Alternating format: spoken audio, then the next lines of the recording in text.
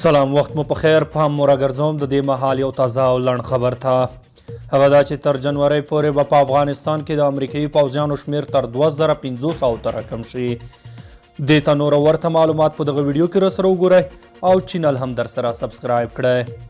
د امریکا دفاع وزارت اټکل کوي چې روانه اونۍ به د ولسمشر ټرمپ له لوري ورته امر وشي چې د جنورۍ تر میاشتې پورې په افغانستان او عراق کې د امریکایي پوځیانو شمیر نیمایي ته راکم کړي. دا خبره CNN د امریکا چارواکو په قول په یو راپور کې وکړه. په راپور کې ویل شوي چې پینټاګون لا مخکې لا په افغانستان کې امریکایي قومندانانو ته امر کړی چې 2500 ته د خپلو پوځیانو د شمیر د کمولو لپاره پلان جوړ کړي. همداراز په عراق کې هم امریکایي پوځیانو ته ویل شوي چې 2500 ته د خپلو ځواکونو د شمیر د کمولو لپاره ترتیبات ونیسي.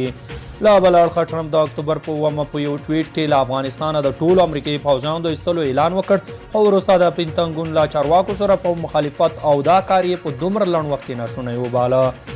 له بل اړخه ویل کېږي چې د ټرمپ له لوري د مخکني دفاع وزیر مارک اسپر د ګواښه کېدو یو دلیل له افغانستانه د پوځیانو د ایستلو پر سر اختلاف و.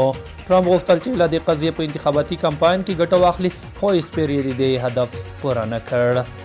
د نټو چارواکي هم له افغانستانه د امریکایي پوځیانو د ژر وتلو په وړاندې اندېښنه کوي.